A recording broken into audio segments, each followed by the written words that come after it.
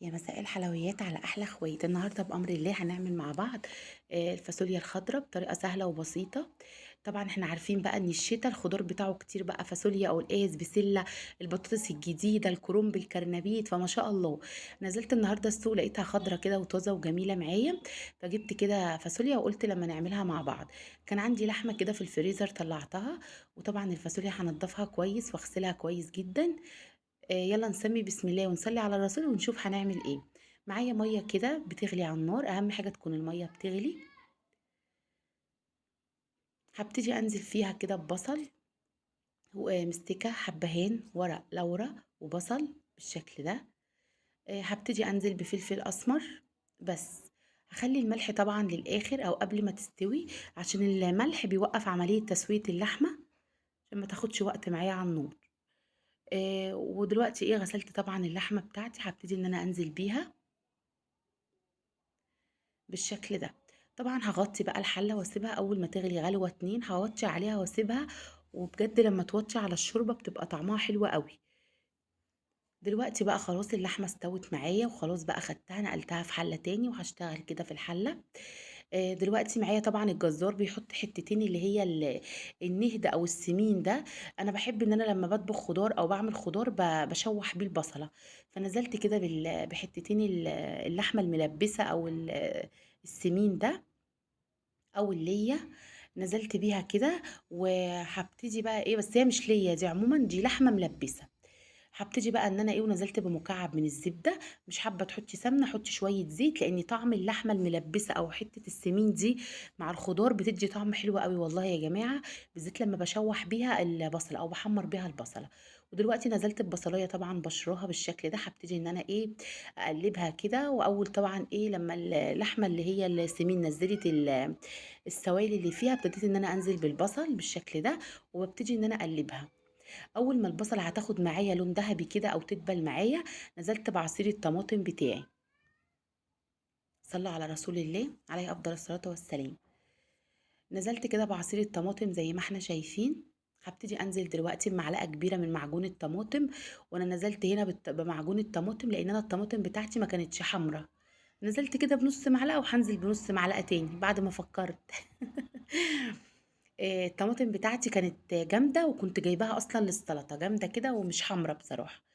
ونزلت بالفلفل الاسمر وهنزل بالملح. وطبعا لازم اخلي بالي هنا من الملح، لان انا حاطه ملح في الشوربه قبل ما اللحمه تستوي. ضفت الملح بتاعها وظبطتها، لان انا طبعا هطبخ بالشوربه.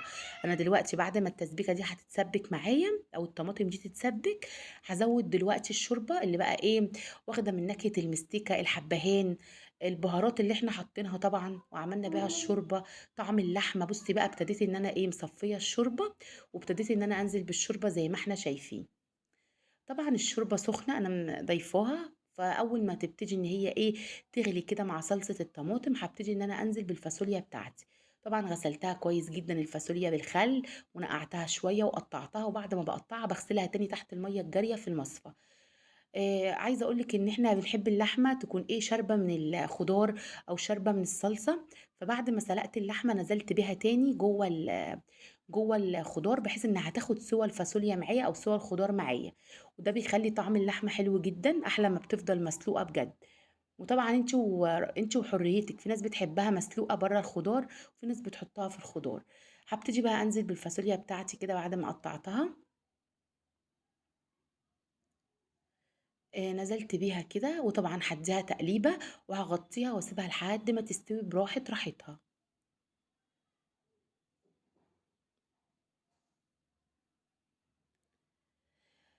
طبعا كل ما تغلي معايا او كل ما تبتدي ان هي تستوي، هيبتدي اللي هو الطماطم بتاعتي او الصلصة بتاعتي تتقل معايا.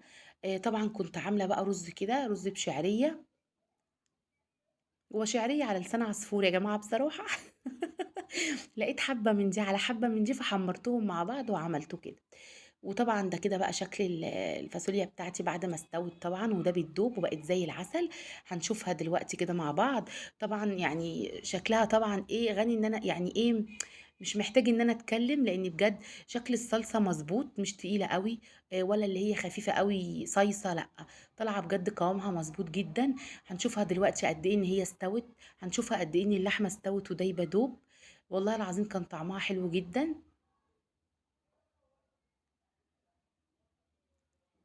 قدمتها كده مع رز كده بشعرية زي ما قلنا.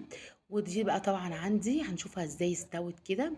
حطي بقى معلقة كده من الفاصوليا على الرز بالشكل ده.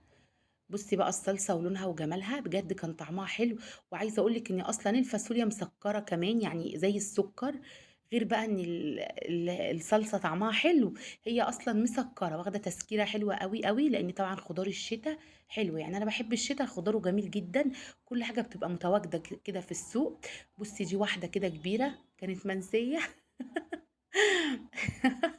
جل من لا يسهو. طبعا اللحمة استوت معايا. دايبة دوب.